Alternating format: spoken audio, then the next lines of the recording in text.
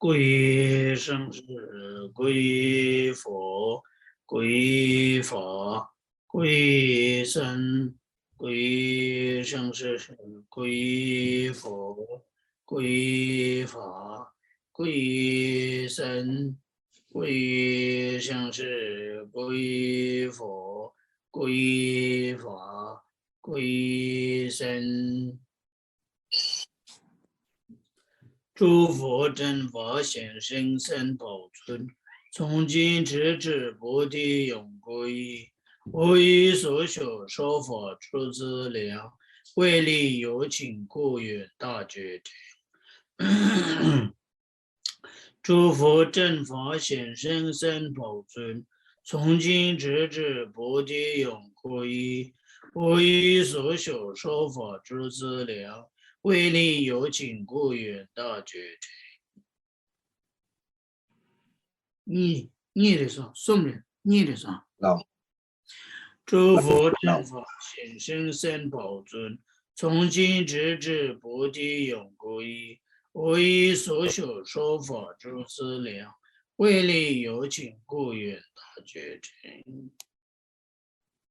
今天呢，我们就是讲述法传中义。那我们今天从第24页的中间的部分，也就是4之3之1之4，就是净的主张呢，这边开始做解释，也就是讲到说秩序派呢，它承许净的方式。那这里呢，就讲到说，以自性相成立，就是我们一般所讲的自相成立，然后由自己方面成立呢，就是一般所用的自方成立，然后还有自性成立呢，等为同义词。那其实讲到说呢，这里所讲的就是自相成立、自方成立，还有自性成立呢，那等字呢，就再加上呢有，也就是存在的法类呢，那这些是同义的，也就是说呢，有还有净之方成立。那和这个自性、自方、自相成立呢，它都是同意的。因为对于秩序派来说呢，只要是存在的法类呢，它就是从净之方呢是成立的。那所以呢，这也就讲到说呢，以秩序派来说呢，它承许只要是存在的法类，也就是只要是基层的话呢，它就一定是自性成立、自方成立，还有自相成立。那这个呢，其实以佛教四部中来说呢，你只要是承许呢，就是自相成立的中立的话呢，你只要承许说是基层一定是自相成立的话呢，那基本上就是承许说自相成立、自方成立，还有自性成立呢，这些呢都是同意的。那当然有一些人他对于说就是以唯识宗来说的话呢，就自相、自方还有自性呢，这是否同意呢？就是有些人会有一些辩论，但是荣介说以他的角度来看的话，那就是刚刚好像网络有点断线。那我再讲一次，就是荣介刚说呢，就是只要是承许佛教四部中义呢，基本上你只要是承许自相成立的话呢，那一定是承许说自相成立、自方成立，还有自性成立呢，它是同意的。只要是基层的话呢，它只要是自相成立，它就一定是自相、自方、自性呢都是成立。那当然说唯识中呢，是否它的自相成立、自方成立、自性成立是否同意呢？是有一些辩论，但是人们是以他自己的角度来看的话呢，他认为唯识中的程序呢也是没有差别的。所以呢，你只要程序是基层呢，就是自性、自相成立的话呢，那必定也是自性、自方成立。现在讲到第24页。24页的中间4之3之1之4，就是净的程序方式这边。那这边呢，就讲到说，就是秩序派呢，还有唯识中的差异。就是唯识中呢，它在承许就是自性成立、自方成立、自相成立的时候呢，它会多承许一个就是第十成立。但是呢，以秩序派来说呢，它仅仅承许呢就是自性成立、自方成立、自相成立之外呢，它并不承许就是第十成立，因为呢。秩序派呢，中观秩序派呢，它在承许自相、自方、自性成立的时候呢，它在承许自相成立的同时呢，它就已经承许呢，就是净自方成立。但是以唯识宗的角度来说呢，它会加一个第十成立，它会安立一个第十成立的，是因为说它又多承许了一个，就是不需要观待分别心，然后是唯由净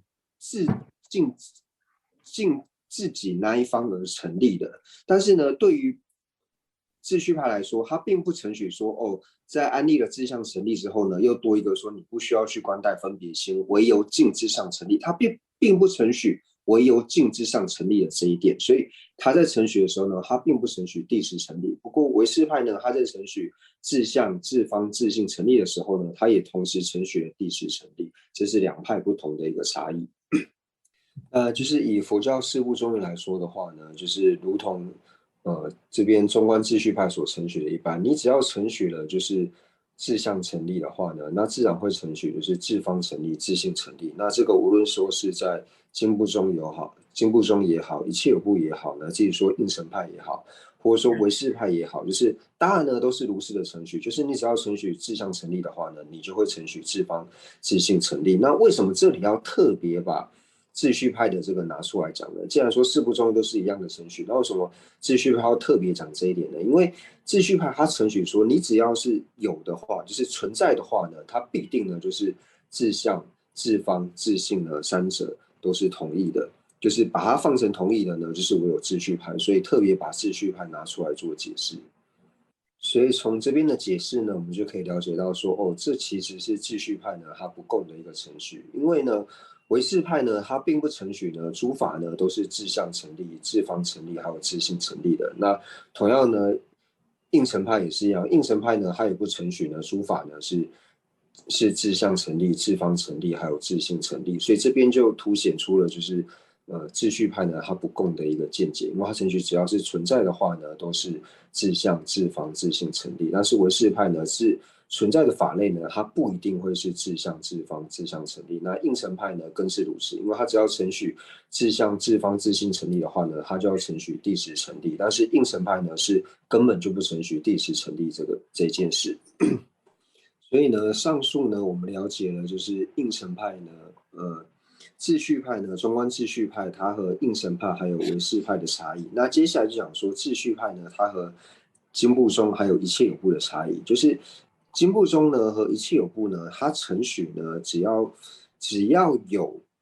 志向成立的话呢，就会有地使成立。但是它并不是程序说哦，凡是志向成立的话呢，它就地使成立。它并不是这样。它程序说呢，就像是无为法呢，无为法等像是无为的虚空呢，它是志向成立，但是呢，它并不是呢地使成立。但是虽然说就是一切有部跟经部中是这样程序，但是它也程序呢，只要是有志向成立的话呢，就要程序有地使成立。但是秩序派呢，同样的呢，它虽然程序自性成立、自方成立、自相成立，但是呢，它也完全呢不程序第十成立。所以这边呢也区分出了秩序派和一切有部及经部中的差异。大家就是有问题的话呢，就是随时都可以发问，因为我们学习最主要目的呢，就是要弄清楚。那即使说在第一次学习的时候呢，就是可能只是一个大约的一个了解，但是在透由第二遍学习的时候呢，那就能够再更深入一点。那接下来呢，继续讲到说呢，就是秩序派呢，它承许就是无为的虚空、灭地、过去、未来，细分不特其有无我，均为无遮及世俗谛二者。就是这些呢，它同时是无遮呢，也是世俗谛。那第一个呢，我们讲到无为的虚空。那虚空呢，其实分为两种，一种是无为的虚空，那一种呢，就是我们讲到说就是空之虚空。这个空指的是空洞的意思，就像是我们看到石头当中的这个空洞，或者说呢，我们抬头呢看到这个墙壁的这个细缝呢，那这些呢都属于空洞的这个虚空。那这里所讲的这个无为的虚空呢，无为的虚空它所指的呢，就是为遮除触碍的这个无遮。所以想说，它仅仅呢是遮止掉了，就是有触碍的这一分，就是有障碍以及能够触碰到的这一分呢，这个就称之为是无为的虚空。所以这一讲的无为的虚空呢，指的就是说为遮除触碍的这个无遮。所以就讲说无为的虚空呢，它是无遮法。所以这里所讲的这个无为的虚空呢，就讲说它是为遮除了触碍，就是它遮止了能够触碰到还有障碍的这一分呢，就遮止掉这一分的这个遮止掉这两个之外呢，它并没有再引申其他的法类。所以为什么它称之为无遮？它就是仅仅遮止掉了触碍这两种，就是障碍以及能够触碰到的这一分之外，由此才成立无为的虚空。所以才说无为的虚空呢，它因为直接遮止了障碍以及触碰，又没有引申其他的法类，所以呢，它是无遮法。那所以呢，这里所讲的这个无为的虚空呢，最主要呢就是指到说，它仅仅呢遮止了就是触碍的这一分，就是遮止了障碍以及触碰的这一分呢，就称之为是无为的虚空。所以它直接遮止了触碍之后呢，并没有再引申其他的这个法类，所以是无为的虚空。那世尊在经中呢，就是也有常说，就是对于空性的这个譬喻来说呢，最殊胜的譬喻呢，就是无为的虚空。所以，如果我们想要了解空性的时候呢，就要先了解到什么是无为的虚空。那接下来呢，讲到灭地。那灭地呢，也就是我们讲的三宝之中的法宝。我们知道说法宝呢，就是又可以分为就是灭地和有道地。所以这边指的灭地呢，就是法宝当中的这个灭地。那灭地呢和灭，还有像是觉者灭，或者说我们讲的离系果呢，这些都是同义的。那就是除了刚刚所讲的这几个同义之外呢，那还能够加上所断，那这些呢都可以放作同义的。那这个之前我们有讲过，就是和灭地同义的一些法类。那接下来呢，我们再讲说，那什么呢叫做灭地，以及灭地呢它为什么是无遮？就是我们讲到说灭地，那灭地呢是何时能够证得灭地呢？那灭地也就是在我们获得解脱道的时候。那也就是说呢，我们在分就是5到10地的时候呢，我们在讲道的时候呢，什么时候能够获得灭地呢？就是在圣道的时候，圣道指的就是说圣者心绪当中的这个道。那圣道呢，我们知道说圣道还有能够分为见道、修道以及无学道。那无论说三乘，就是无论是声闻乘、独觉乘或是大乘呢，三乘任何的见道、修道、无学道呢，那同样的呢，这见道、修道、无学道，它都能够又分为就是无间道和解脱道。所以呢，只要是由无间道所引申出来的这个解脱道呢，什么时候承办解脱道的时候的同时呢，它就会产生一个灭地。所以任何时候呢，就是无间道之后所引申的解脱道，什么时候引申出这个解脱道的同时呢，那就会产生一个相应的灭地。那我们在讲到灭地的时候呢，就是灭和地的意思呢是不一样的，就是这两者的意思呢要区分。在讲灭地的时候呢，我们讲说灭地它是无遮，由灭这个字呢，就是显示出它是无遮的体现。为什么由灭呢？因为它灭地，它到底是灭了什么呢？所以由这个灭呢，能显示出无遮。那灭地它所灭除的呢，就是我们刚刚所讲的灭地，它何时承办呢？就是在无生道。无间道引申解脱道的同时呢，能够产生一个灭地，所以解脱道同时相应的这个灭地呢，它所灭的是什么呢？就是能够引申它的这个无间道的时候呢，无间道呢它有一个正对峙的所断，所以无间道正对峙的这个所断呢，在产生就是它引申出了这个解脱道的同时呢，那产生相应的这个灭地的时候呢，它就断除了这个所断，所以它就是断除所断的这一分呢，显示出了它无遮的这个体性。那我们在讲到解脱道的时候呢，其实解脱道它又能够分为就是世间的解脱道，还有出世间的解脱道。那不过世间的解脱道呢，它并不是真正的解脱道。为什么？因为我们讲的世间解脱道呢，就是当我们在观修禅定的时候，就是在修习这个色界还有无色界的这个禅定的时候呢，那透由这个具粗细形象的这个解脱道呢，能够就是暂时的遮止这个烦恼。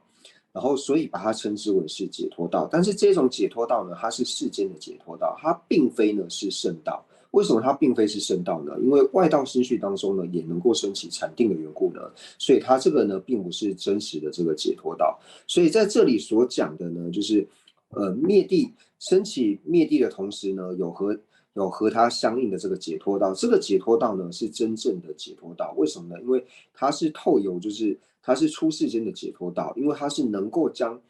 烦恼真正的断除的一个解脱道，就是透由这个解脱道断除烦恼之后呢，这一类的烦恼呢，烦恼品呢，它就不会再升起，所以呢，它是属于真正的解脱道。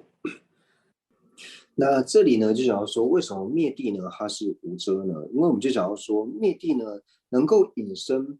灭地的这个无间道呢，在无间道的时候呢，它一定是正对峙的一个烦恼。那他正对治烦恼之后呢，他在引申出了这个解脱道的同时呢，有一个相应的这个灭地。那这个灭地呢，它就是直接遮止了这个烦恼，或是直接灭除了这个所断之后呢，就是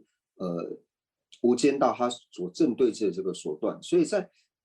在解脱道的时候呢，就升起灭地的时候呢，它就是直接遮止掉，或者说我们讲到直接灭除掉这个所断之后呢，它没有再另外引申出其他的这个法类的缘故呢，所以呢，它是属于无遮。那解释完灭之后呢，那为什么叫做地呢？地的意思呢，就是在圣者的显现当中呢，如同圣者他显现般呢真实的存在的缘故呢，所以称之为地。所以呢，我们在讲到说，无论是苦地、极地、灭地、道地呢，为什么会加上地呢？就是地的意思呢，就是指说真实的意思，如同圣者呢，在圣者的心绪当中，他显现的时候，如同他显现一般真实存在的缘故呢，所以称之为地。那为什么说凡夫现见无法称之为地呢？因为凡夫无法现见嘛，凡夫无法现见苦集灭道任何一者的缘故，所以无法称之为地。所以只能在说圣者心绪当中，如圣者心绪当显现一般，而且如同他显现般真实存在缘故，所以称之为地。那接下来过去和未来呢是无遮，就比较容易理解。那过去是什么？过去呢就是已遮止。我们讲到已的时候，就是指遮止掉过去的东西嘛。所以你已遮止的这一份，就遮止掉了过去之后呢，还没有现在不存在嘛，已遮止了，所以呢它是无遮。那同样呢，未来呢就是未成立的，就是未成立的这一分呢，就是同样的未成立就表示说现在它还不存。它现在不存在嘛，所以未成立呢这一分呢叫做未来，所以过去跟未来是无遮呢，相较于就是前面所讲的这个什么遮止所断呢，就是较容易理解。那这里呢就讲完了，就是无为的虚空、灭地、过去还有未来。那就是在佛教的四部宗义里面呢，都承许灭地呢是无遮，就是佛教四部宗义里面没有一派呢会承许说灭地呢它是属于非遮，都是承许灭地呢是无遮。那最后呢，就讲到说细品的这个不特求无我呢，那就是上述所讲的无为的虚空、灭地、过去、未来，细品就是细分的不特求无我呢，都是无遮。那同样呢，也是世俗地。那这里就讲到说无为的虚空呢，它为什么不是圣义地呢？因为如果是圣义地的话呢，就是唯有圣者才能够见到。但是呢，无为的虚空呢，能够见到无为虚空的凡夫呢就很多，因为只要是圣义地呢，圣义地就是空性嘛，那就要现见这个圣义地，现见空性的这个凡夫呢是不存在的。但是能够证得无为虚空的这个凡夫呢是有很多的。那同样呢，灭地呢，它也不是空性。为什么灭地不是空性呢？灭地不是空性的缘故呢，是因为灭地呢，它并不是通达灭地呢，不一定要通达空性，所以呢，灭地呢，它并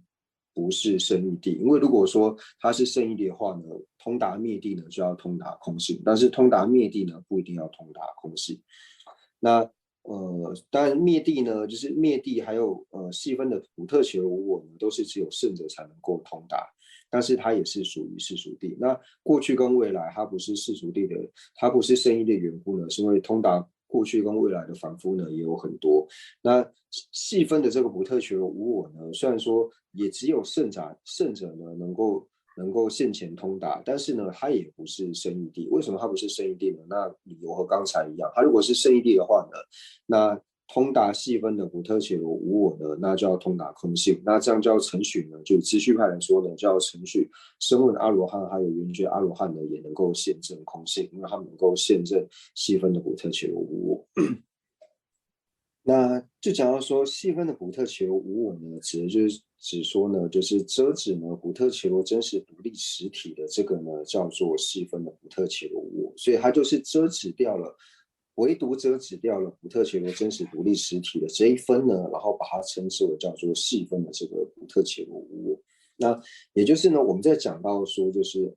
苦地的四个形象的时候呢，讲到说无常、苦、空、无我。那在讲空的时候呢，那有指的空呢，是指说这个粗分的这个普特球的无我。那无我呢，指的就是这个细分的这个普特球的无我，也就是遮止掉普特球的真实独立实体空的这一分呢，叫做细分的这个普特球的无我。所以我们在讲到说，就是它是无遮的原因呢，就是它遮止掉了不需要冠带运体，然后呢，普特球是真实独立实体的这一分遮止掉之后呢，就是细分的普特球无我，所以呢，它也是无遮。那这里呢，就想请问人气，就是第一个问题呢，问到说，秩序派呢，为何许就是有作用者呢，它就是质性成立和质方成立？那应成呢，为什么却不成序？那我们知道说，应成的见解呢是绝对正确的，那秩序呢错在什么地方？那是否可举例？那人气呢就回答到说，就是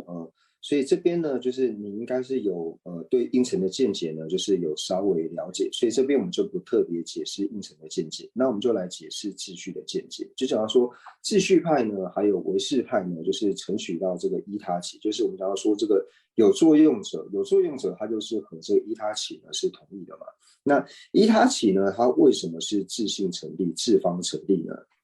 那质方成立的意思呢，就是以秩序派还有说质方成立，像我们刚刚讲的，质方成立呢，就是在净之方成立。那为什么讲说是净之方成立呢？为什么你只要承许它是质性成立，就要承许是净之方成立？那最好的譬喻呢，就是讲到幻术域，就是我们讲到说要幻术域为什么是最好的譬喻呢？因为幻术，我们讲这个幻术域，讲说就是这个咒术师呢，这个幻术师他透由这个他念过咒的这个咒粉呢，然后就是洒在观众的这个眼睛上面的时候呢，那眼睛这个就是眼睛就是已经被咒粉涂到的这些观众呢，他看到这个木石的时候呢，他会把这些木石呢看到它显现为这个大象和马的这个形状，这样。所以我们知道说呢，这里就有3种不同的不特切罗。第一种呢，就是眼睛呢，就是有涂到这个咒粉的观众；那第二个呢，就是咒术师，就是这个幻术师；那第3个呢，就是眼睛呢没有涂到这个咒粉的这个观众。所以呢，就以这个眼睛呢有涂到咒粉的观众来说的话呢，就是他要把这个小石头，或者说这个小石头，或者说这个树枝呢，看成象马呢，它要具备几个条件。第一个条件呢，就是这个小石头跟这个木头呢，木头跟这些小石头呢是要是存在的。那第二个呢，就是他的眼睛呢就是要沾到这个咒粉。那沾到咒粉的这个观众呢，他在看到这个小石头跟木头的时候呢，会显现出这个大象跟马的形状嘛。但是他在显现大象跟马的形状的时候呢，他从心里面会完全认为说，这个大象跟马是存在的，所以由此呢来承许说，这个是志向成立。那志向成立的关键是什么呢？就是虽然说你的眼睛有涂到这个咒粉，但是呢，就是镜是要是存在的，就是镜本身要存在的。因为如果这个就是变成象马的这个基础的这个木头，还有这个石头呢，要是不存在的话，你眼睛即使涂了这个咒粉之外，你也没有办法看到这些象马这样。所以秩序派呢，它承许镜如果不成立的话呢，你心没有办法去安立，因为没有一个你心能够安立的这个所依，所以它承许呢，镜那一方呢，镜之方呢是一定要成立的，所以它承许呢，就是镜之方成立，还有自性成立的理由呢，是以这个作为譬喻。那至于说为什么秩序派的见解呢是错误的呢？那人切就说呢，这个呢就像是说我们在爬楼梯一样，就是你在第一层呢，就是唯识派呢，就是了解到说他这些是有过失的时候呢，你才会到第2层。所以当你到第2层呢，你知道说秩序派的见解有过失之后呢，你才会往第3层，才会往上爬。如果说我们在第2层呢，就已经觉得第2层好像很正确，然后在第2层待得很开心的话呢，我们就不会往第3层去爬嘛。但是我们最终目标呢，就是要到达第3层。那接下来第2个问题呢，想请问仁波切，就是有的大的程序灭地和空性是相违的关系，有的程序灭地和空性是三句型的关系，那他们的理由呢是什么？那仁波切就说呢，就是为什么有一些会程序这个灭地和空性是相违，那有些程序就是三句型，最主要就是宗义上的差别。在宗义里面呢，就是程序灭地和空性是相违的呢，是秩序派。那承许灭地和空性是三句型的呢，是唯识宗还有应成派。那就是讲到说，就是唯识和应成呢，就是他们承许灭地和空性呢是三句型。那因为呢是大乘中义师缘故呢，所以只要是大乘中义师呢，就必定承许呢，就是细分的这个法无我呢，它就一定会是空性。但是呢，并不会承许说细分的法无我呢，它是灭地。因为呢，我们在讲到说，就是我们在讲到说，就是清净的时候有两种清净嘛，一种就是所谓的课程清净，一种呢就是自性清净。那自性清净呢，指的就是像说是地时空的这一种。那课程清净呢，就是讲到说我们能够遮止，就是断除所断的这一分呢，叫做课程清净，就是能够遮止烦恼的这一分。那遮止烦恼的这一分呢，把它称为课程清净，也就是把它称之为叫做灭地。但是呢，并不会把灭地呢称为是空性。那以秩序派来说呢，它为什么承许说空性还有灭地呢是相违的呢？因为就像这里所讲的，它承许呢灭地呢它是世俗地，那空性呢是胜义地。其实只要承许空性的中义呢，它一定承许说空性呢是胜义地。那为什么它承许这个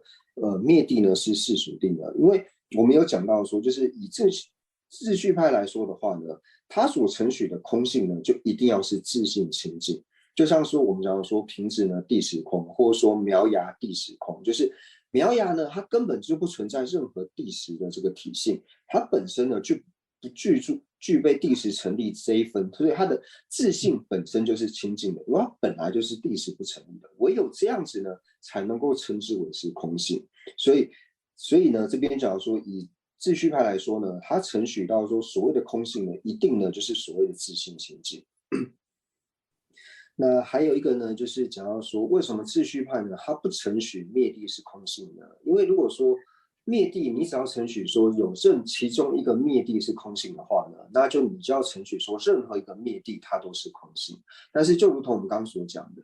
灭地呢，它是唯有圣者呢才能够通达，就是圣者他才能够通达灭地嘛？为什么？因为在见道的时候呢，就是因为能够最初现证四谛的缘故，就是四谛无论说是苦谛、极谛、灭谛、道谛，它都能够现证的缘故。那只要能够现证四谛的时候呢，你就一定能够现证灭谛。那讲到就像刚讲的，你只要承许灭地是空性的话呢，那你只要现证灭地的时候呢，就变成说你要现证空性，那就变成说你要承许秩序派呢，他要承许说，只要是圣者的话呢，就一定能够通达空性，就一定能够现证空性。但是呢，这并不是秩序派所承许的，因为我们知道说，在中观师里面呢，只有应成派呢承许说，就是只要是圣者呢，他就一定能够现见细分的法握，这个是应成派的程序。秩序派呢，并不做如是的程序。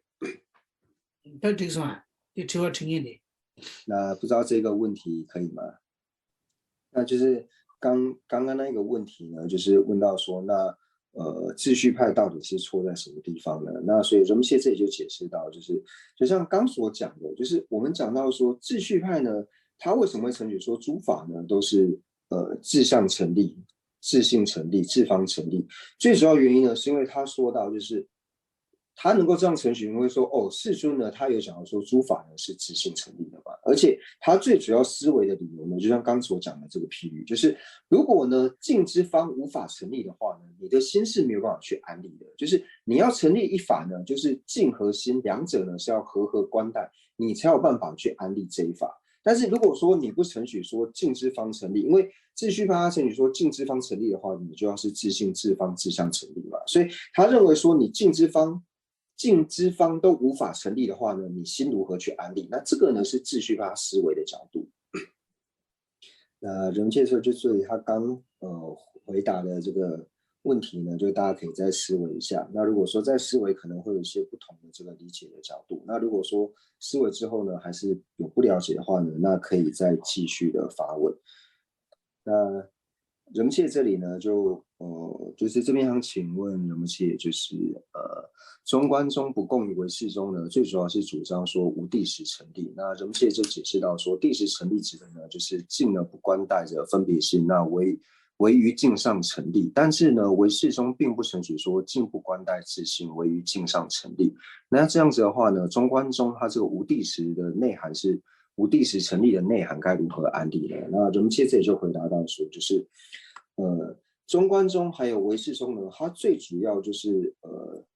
就是他们两者就是见别不同的地方呢，最主要呢就是在说地识是否成立。那地识是否成立呢？最主要呢就是在观待的这个依他起。因为对于我们来说，就是一般人凡夫，说我们一般人来说呢，就是我们直接能够见到的，或是我们能够受用的这个五妙欲呢，都是属于依他起嘛。所以最主要就是依他起呢，它是否是地识成立？那我们知道说，以唯识中来说，它承许依他起呢是地识成立的。那依他起是地识成立，为什么呢？就像刚所讲的，就是唯识中呢，它承许说依他起呢，它是不需要观待的分别心，是为境那一方而成立的缘故呢，所以它承许呢，就是依他起它是地识成立的。但是以中观中，就是以秩序派的角度来说的话呢，就是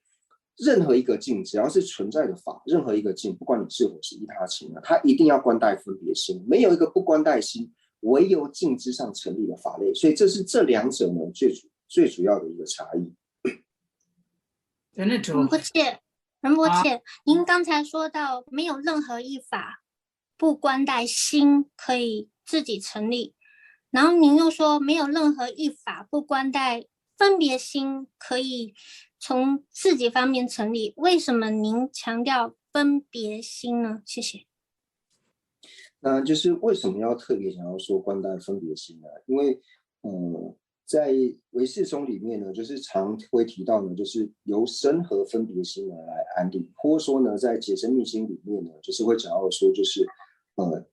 这边讲的就是分别，他讲的很多分别心呢，其实指到说是能全身，但是不论说他指的是能全身或是分别心也好呢，那其实它的意思是一样的，因为我们知道说以唯识中来说呢，他在讲到说能全身和分别心的时候呢，是讲说能全身去入境的方式呢，和分别心去入境的方式呢是一样的，因为我们讲到说就是透由名和声去安立嘛，那名呢指的是声音。后面的那个声呢，指的是分别心。那名和声指的就是声音和分别心去安立。为什么要说声音和分别心去安立呢？因为声音去入境的方式跟分别心去入境的方式呢是一样的。那我们举例来说，就比方说我们一开始先做出一个就是大腹扁足能装水的东西，那这个东西呢，我们把它命名为瓶子之后呢，那以后我们讲到瓶子的时候，我们的分别心自然而然就升起，哦，此是瓶的这种就会认知到说，哦，此是瓶，所以它去入境的方式是一样的缘故呢，所以才特别说要观待的分别心。因为呢，就是以我们的眼知或是无分别知来说的话呢，它没有办法升起就是此是瓶的这种思维，它顶多就是看到大腹扁足能装水，就是我们说哦，它就是看到瓶子这样，它没有办法升起哦此是瓶的这个思维。但是以分别知来说的话呢，就是当我们把这个东西命名之后呢，那分别知再去看的时候，就是哦，你透由声音，就是能全身了解说这个东西是瓶子以后呢。你的分别心呢，在升起来的时候，你自然而然看到眼睛看到这个东西之后，你所引申出这个分别知，自然而然就会升起说，哦，此是瓶的这种思维才会升起来。所以就讲到说，这种此是瓶思维此是瓶的这种了知，除了分别知之外呢，根知是无法去安立的。接下来呢，就是想请问仁波切，就是昨天的瓶、已灭的瓶、瓶的即灭，哪一个是瓶的过去？那瓶的过去和过去的瓶子呢，是否有差别？那至于说瓶的过去和过去的瓶子呢，是否有差别呢？仁波切这边就回答说，我们举一个比较简单的，就是社类学里面常常在用的。社类学里面呢，讲到说人会死，但是呢没有死人，这样就是人会死，没有死人。为什么？因为人一定是活的人嘛，所以没有死人，但是人会死。所以同样呢，没有过去的瓶子，那瓶子呢会有过去这样。那不过呢，这边就是会有辩论啊，就是我们讲到说，哦，那如果说过去瓶不存在的话呢，那过去瓶不存在的话，那同样过去佛也不存在。但是呢，在那个普贤学院品里面呢，就有讲到说过去佛、现在佛、未来佛，那就会有这样的辩论产生。那同样的呢，如果讲到说过去的品质呢是存在的话呢，那假如说过去品质存在的话呢，那就要请取说有死去的人。那假如说那有死去的人的话呢，那死去的人该如何安立呢？就变成说你只能安立过去世的人。那所以过去世的人全部都变成死去的人。那补特伽罗呢都有其过去世，所以补特伽罗呢都是变成死去的人。那所有生的人呢也全部变成死去的人，就会有这样子的辩论产生。那还有就想请问仁波切，就是可否举空性的世俗谛有哪些例子？来看给东尼给棍作点吧，给背开始下过的是，等的是原哪东尼给棍作点吧。那想请问仁波切，就是举例空性的世俗谛呢有哪些例子？那除了佛之外呢，空性是否能成为明言量的对境？那先讲说，就是空性是否能成为明言量的对境呢？那一般来说呢，空性是明言量的对境，因为呢，诸法呢都是明言量的对境。那空性的世俗谛呢，就我们般讲到空性的世俗谛呢，就是可以有两种理解，一种呢就是比如说是通达空性的了知，那第二个呢就是空性的这个所空处。像我们讲到说平质空性，平质的空性呢，它是生义谛嘛，那它的所空处呢，就是平质呢就能够成为是空性的这个世俗谛，或者说我们在讲到说16空还是18空的时候提到说有为空嘛，那有为空本身呢是生义谛，那它的所空处呢有为法呢，那就是空性的世俗谛。所以人们其实讲说空性的这个世俗谛呢，最主要就讲说它的所空处，像我们讲说像是有为空啊、无为空，或者说空空，就是空就是指虚空的这个空性嘛。虚空的这个空性呢，同样呢就是空它本身是生义谛嘛，那它的所空处虚空呢，那我们知道说虚空它也是世俗谛，所以从这个角度呢来理解到这个空性的世俗谛。那仁波切，请问一下，空性的空性呢？空性的空性是圣义谛，然后空性的所空性是世俗谛吗？谢谢仁波切。人们就是说，他只是讲说，因为这边就是您有提到说空性的世俗谛，所以我们现在说在安立的时候呢，会安立说它的所空处呢是世俗谛的这些法类之外，并没有说就是空性的所空处呢一定要是世俗谛，就是这两者是不一样的。所以人们其实讲说，就是因为讲到说空性的世俗谛的时候呢，就是为了避免呢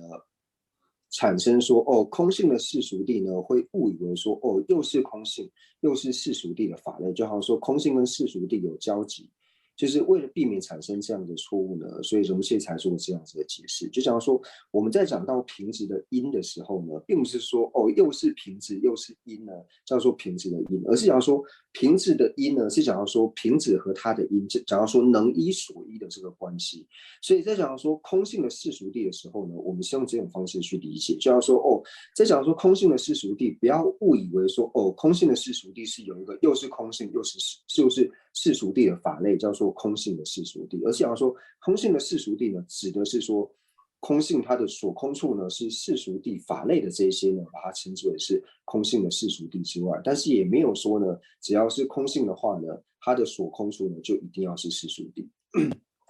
所以仁波切，您的意思是说，空性上的空性，这个空性的所空处，它是圣义谛，对吗？我就是想要明白这个。谢谢仁波切。所以人们是说没有错，就是空性的空性呢，在讲到空性的空性的时候呢，空性的空性，它的所空处呢，也就是呢，它的这个所别事呢，就是空性。那这个呢是属于圣义谛没有错的，因为为什么会讲安立到空性的空性呢？因为有人会认为说呢，就是我们讲说诸法呢都是谛实不成立，都是自性不成立的，但是呢，空性呢它是自性成立的，所以为了去除这样子的邪见，我们才讲说空性的空性，就是讲到说所别是空性本身呢，它也是自性不成立的呢，所以才会叫做空性的空性。也就是说，今天的问题可能就是过去2次没有上课的问题呢，那全部都累积在今天问，所以今天问题呢就特别多。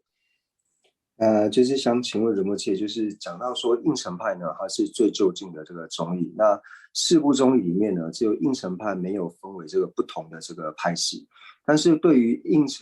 成派而言呢，对空性和灭地的关系有不同的程序。那譬如呢，就像是至尊法床大师呢，他程序就是灭地和空性是三句型。那至尊福生大师呢，程序是灭地和空性呢是相违，因为空性的所迫不存在，那灭地的所迫呢是存在的。然后人们现在这边就回答到说，这个呢并不是说就是派系的问题，并不是说中观应成派还有分为了不同的派系，这个呢是主要是祖师他们呢对于就是空性还有灭地的理解，是从理解的角度不同之上呢去做不同的解释之外，并不是说他们对于应成派的空性的理解，或者说他们对于应成派的灭地的理解是不同的理解方式，并不是的，他们理解呢是相同的，不过呢他们在诠释的角度呢是用不同的角度呢去做诠释，所以这并不是宗派之上的差别，而这个是祖师呢他们彼此对于这一段话呢他们有各自呢不同的角度去做理解，所以这并不是宗派上的不同。那就是除了说他们理解不同之外呢，那对于说法床大师和福生大师的程序呢，那为什么会有差异呢？最主要呢是说从两边是就是父子三尊不同的这个论点的角度呢，然后来做不同的诠释。那以法床大师来说呢，他程序说灭地呢是空性的理由是什么呢？最主要是因为说在中国大师所造的这个陆松善显密书呢，应该是在第5品的这个地方。那就有讲到说呢，就是程序呢，这个程序灭地呢是世俗地的话呢，那这个呢应该是不正确的。为什么呢？最主要理由就是因为说，在善显密书里面有讲到说，就是我们刚刚讲到说，在无间道，就是有无间道引申解脱道嘛。那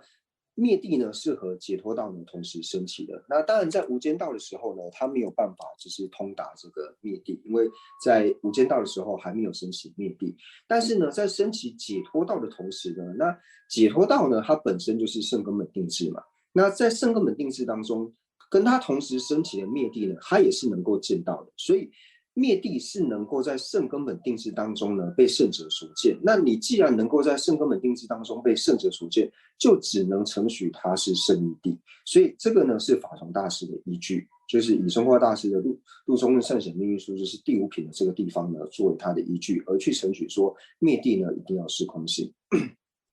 那至于说这个福生大师的程序呢，就是福生大师的程序里面，其实有一些呢，就是随学福生大师呢，就是它里面有分2派，有的也程序说灭地呢是空性，那有的呢也就是如同这边所讲的是不程序说灭地是空性，就是它也有2派不同的这个程序。那就以法崇大师就是以我们就说以程序灭地呢是空性的这个最主要的呢依据，除了说刚讲的善显密书之外呢，那也是依着中化大师这个正理海，也就是中观根本慧论的这个解释。那在里面呢，他也是同时讲到说，就是我们在讲到解脱道的时候，升起解脱道的时候呢，他升起解脱道的时候呢，会讲到说，就是心呢，他自信清净的这一分呢，心自信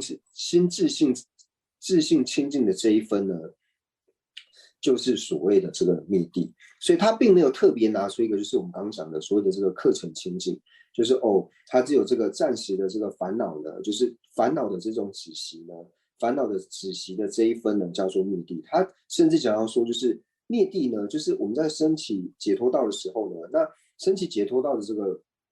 个了知呢，就是圣根本定智。圣根本定智它的体性呢，本身呢也是自信清净的这一分呢，就称之为是灭地。所以从这个地方呢，由郑理海的这一段话呢，就可以很明确了知到说，灭地呢，它就是空性。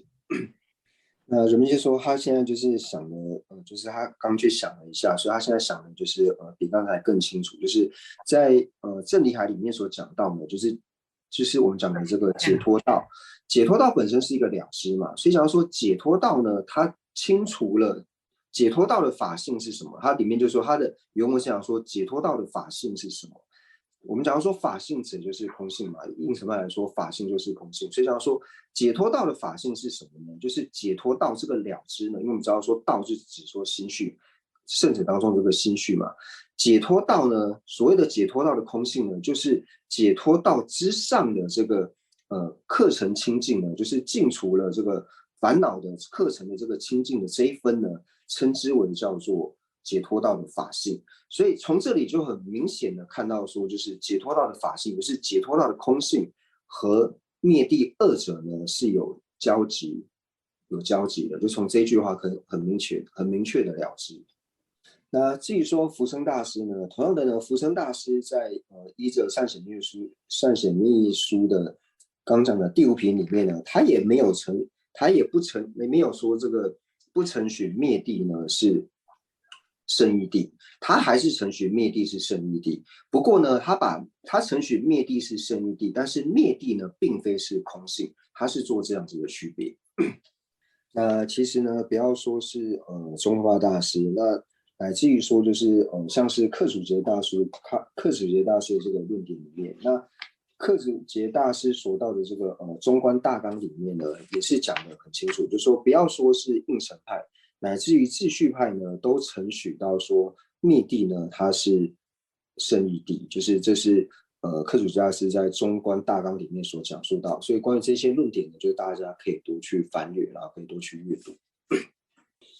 想请问人们现在就是灭地呢是有为还是无为法？就是有为法还是无为法？那人们现在就说就是灭地呢，我们刚刚讲说灭地承许它是无遮呢，所以它一定呢是无为法。而且呢，就是四部宗义里面呢，就是只要承许灭地的话呢，都承许灭地呢是无为。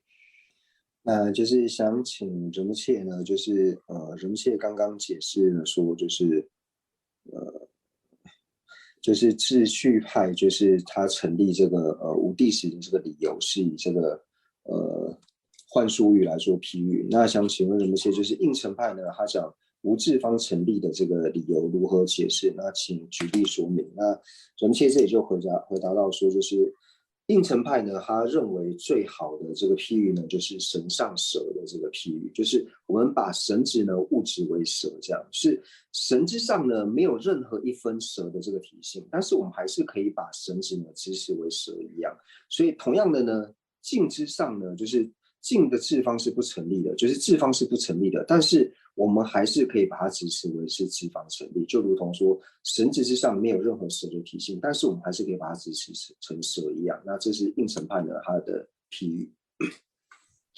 那这边就想请问人们些，就是首次就是现证空性的这个圣者呢，他在现证空性的时候呢，那空性是直接境，那灭地是间接境呢，还是直接境？那现证空性的这个圣者，他在根本定中呢，那他在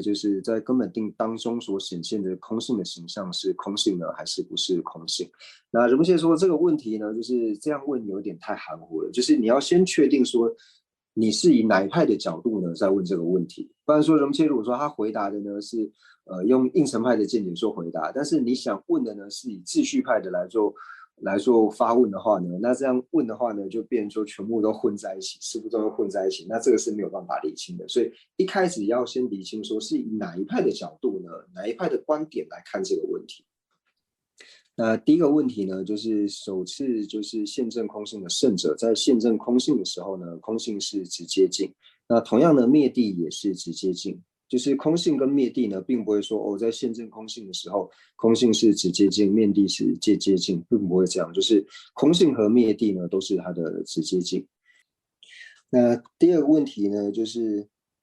在现证空性的时候呢，在生根本定式当中显现的是空性的形象呢，那这个是空性呢，还是不是空性？如果不是的话呢，理路是什么？那人们却说，其实这个呢，以意识来说呢，它就是显现空性，就是因为显现空性的缘故呢，所以我们讲说显现空性的形象。但是如果说从字面去辨说这个时候它所显现的不是空性它显现的是空性的形象呢，那人们却说这是属于就是文字上的辩论，在意义上呢，并不会有任何的过失，因为它就是因为显现空性的缘故，所以我们才会说它显现了空性的形象，并不是说它又显现出了一个不是空性的空性的形象，并不是这个样，就是它显现空性的缘故，所以我们说它显现了空性的形象。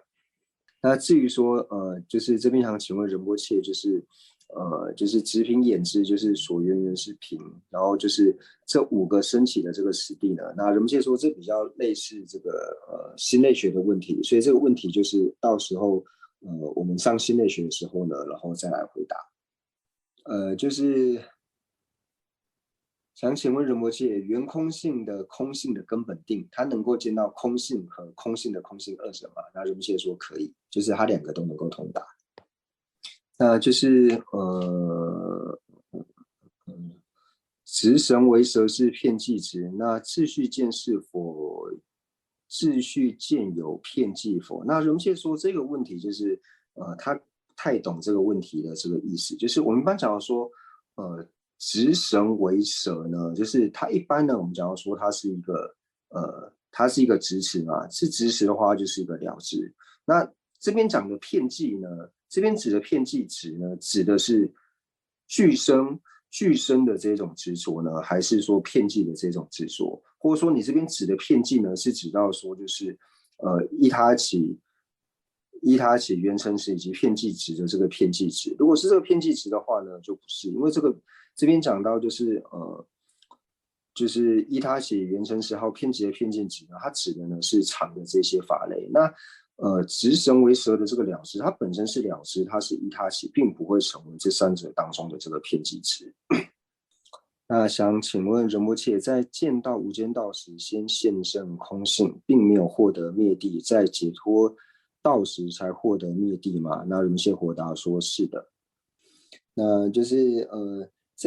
想请问仁波切，就是在见到无间道的时候呢，就是先证的现见空性，现证空性，并没有获得灭地。那解脱道的时候呢，才获得灭地。那灭地是在断除所断之后呢，才获得。那为什么灭地呢？是直接性。所以仁波切这边就讲到说，就是在根本定制当中的时候呢，就是我们要去区分这个无间道还有解脱道。在无间道的时候呢，它并没有现前通达灭地，同样呢，它也没有现证灭地。因为呢，现证灭地的话呢，它要断除所断，就如同讲，要断除所断，你才有办法现证灭地。但是在无间道的时候呢，因为灭地还没有升起，所以这个时候呢，灭地也没有办法成为它的直接境，它也没有现前通达灭地。这里呢，就是想请问仁波切，就是在K 爪巴谢柱大师的中义里面呢，你想要说就是有部不取呢，摄根为量。那这个呢，跟中义宝鬘的这个观点呢，是否有相违？那仁波切在这里呢，就回答到说，就是一般呢，就是我们一般的程序呢，就是会讲到量的这个性相的时候呢，会讲到说就是心不欺狂的了知嘛。然后为什么要安立了知呢？了知最主要呢，就是为了遮止呢，就是有部呢，它承许说具色跟是量这一点，就讲说安立心呢是遮止这个在觉知呢是量嘛，那不错乱呢是遮止就是这些错乱的了知呢是量嘛，就像是就是显而未见啊，或者说像是视察力等为量呢，就是有这个不错乱，就是为了遮止这个视察力呢是量，所以安立了不错乱。那安立了知呢，就是因为说他为了遮止这个一切有部呢所讲的这个具色跟为量的这一点呢，所以才安立了知。就一般呢，我们的一般在安立性相的时候呢，是以这样子来做解释的。那至于说这个K 柱爪哇协助大师这个中义呢，仁波切说他没有特别见过的缘故呢，所以仁波切说他没有办法做出一个就是不晓得说他的前后文呢是有什么样的一个关联，所以这边就不好做回答。那就是仁波切说，但是一般就是如果说照他的想法，就是 K 柱爪哇协助大师的这个讲法的话呢，是我们一般在讲量的时候，又可以分为就是视服正量嘛，还有了知正量等等，就是有各种不同的这个正量。那所以他讲到说，有部呢不许摄根为量呢，应该是承许说摄根呢它不是这个了知正量，可能是用这个这个观点呢去做解释。仁波切说他的想法应该是这个样子。接下来就想请问仁波切，就是灭尽定是灭地嘛？是否只有阿罗汉才能获得灭尽定？那仁波切说，其实这个灭尽定跟灭地呢，就是差很多。那这个是后面呢我们才会提到的。不过仁波切这边他就说，他稍微解释一下什么叫做灭尽定，就是不要都看到灭尽定跟灭地都有灭呢，就觉得说他们两个很相似，这是完全不一样的。因为灭尽定呢，他所讲的呢，就是说灭尽定它所遮止的呢是初分的受和初分的想。那这个呢叫做灭尽定。那灭尽定呢，有的程序它是了知，那有的呢程序它是不相应刑法。总之呢，灭尽定它一定呢是属于有为法，它一定是无常的法类。但是灭地呢，它一定是常法，所以灭尽定它一定呢不会是灭地。果然，果然给那个是特别有，因为果然把印度特别讲有嘛的。那是。那第二个问题。第二个问题呢，就是是否只有阿罗汉才能获得灭尽定？那仁波切说这个都是不骗的，就是阿罗汉呢不一定会获得灭尽定，那获得灭尽定呢也不一定要是阿罗汉，就是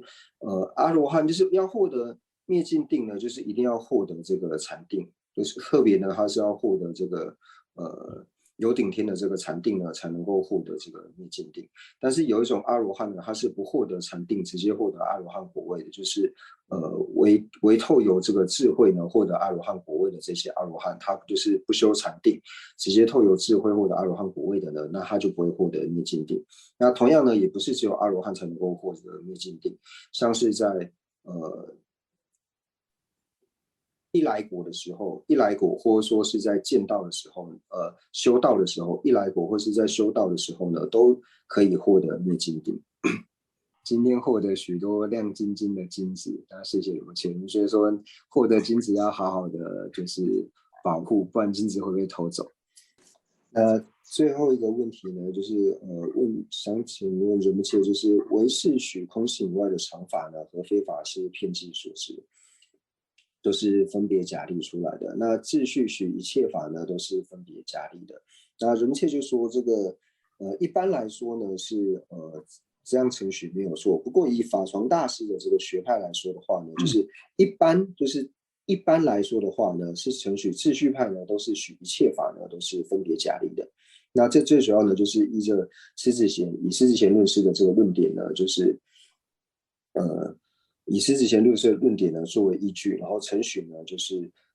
秩序派呢程序一切法呢都是分别假立的。不过呢，就是在随学于法幢大师这个学派呢，它有一个特别的一个见解，就是说有一些法呢它是不需观待分别假立，然后呢是自方成立的呢，就是有这样子的程序。那当然说在这个程序里面，就是它就是会程序到说诸法呢都是自相成立的。那都是自相成立的呢，是否表示说它的自相呢这种成立方式跟这个经部中成立的方式是否是一样？那中间又会引申出很多的这个辩论。但总之呢，就是说在一般的程序里面是程序说一切法呢都是分别假立的。不过呢，就是法幢大师还有一个比较不共的一个说法，就是说有一些还是程序的，就是非分别假立，然后由自方成立的东西，就是它还是有做这样子的一个区别。现在已经超过9点了，那大家是觉得说再往下上一点呢，还是说就是先上到这边？谢谢芒布老大，当然下学声音的钩子的。看到很多感恩仁波切的，那看起来讲很多谢谢，应该是代表说就是先上到这边的意思。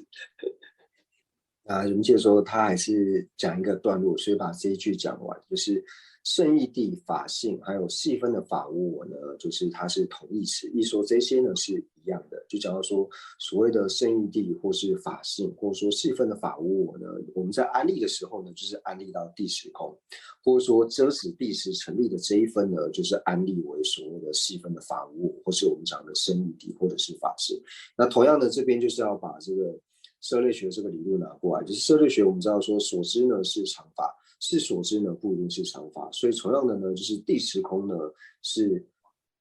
圣义谛，然后呢是第10不成立的话呢，并不一定是圣义谛，就是以同样的理论呢拿过来，不然的话诸法呢都是第10不成立，就变成说诸法都是圣义谛，就会产生这样子的误解。人们接受他再稍微念一部分，因为他说人们界之后也有其他的形成。那这里呢就讲到说，若根据经部行的中观中呢，就主张就是色等五义与认知的体系呢是相异的。那这个呢就如同我们所讲的，就是随经部行的这个秩序派呢，那它就是承许这个外境嘛，所以它主张呢就是由无方分之极为所形成的初分呢是外境。那这里所讲的外境呢，就是和唯识中的这个外境呢，就是我们讲到说唯识中它承许，就是一般在讲唯识中的时候呢，唯识中所承许的外境呢有两种。那一种外境呢，就讲到说就是第一种外境呢，就讲到说就是能取所取呢，它并非是一体的这一种外境。那这是一种这种外境的程序方式，就是我们所讲的外境成立的这个方式。那另外一种呢，就是如同这里所讲的，就是由无方分之围城呢所形成的初分呢是外境。那唯识派呢，他讲到说，就是无方分的这个围城呢，因为它并不有承许所谓的这个无方分的围城。那如果说有一个是由无方分围城呢所形成的这初分的这个外境的话呢，那就表示说这个无方分围城所形成的所累积，就是这无方分的围城，它慢慢累积之后呢所形成的这个初分的这个设法呢，如果是这样子的有这样存在的话呢，就表示说这样子无方分围城所形成的初分的这个呢，它是不需要观待眼知的习气，它就能够在外在成立的，所以也把这个呢称之为是外境。所以唯识中呢承许的外境呢有两种。所以这里所讲的呢，就是色等五义与认知体性相应呢，并不是像这里所讲的，就是字面上讲到说，色等五义它和了知呢这两个东西呢是体性相应，并不是做这样子的理解，而是讲到说呢，就是色呢和它的这个了知呢，色和它的这个了知，也就是色和直色之量，就像是直色眼知；那身和直身之量，就是身和直身眼知呢，它呢这两者呢是体性相应的。这个最主要的就是要对应到呢，就是唯识中呢所承许的色和直色之量呢，它是体性相异的嘛。因为色和直色之量体性相异，不论色和直色之量一体空，这个是唯识中所承许的嘛，所以色和直色之量体性相异，这个是经部行秩序派的这个程序，这就是他对遇到他所承许的这个唯识中所承许的外境嘛，所以这和色等五义和与认知讲说色等五义就是色和直色之量呢，它体性是相异的这一点，那这个呢是一个就是唯识中所承许的外境。那还有呢就是无方分极为所形成的初分呢是外境的，那这个就是相对应到唯识中所承许的这两种外境。所以色等五义和认知并不是说我们讲色声香味触和了知呢它是体性上不是这样做理解，而是色与直色之量呢它的体性呢是相异的。所以呢，就是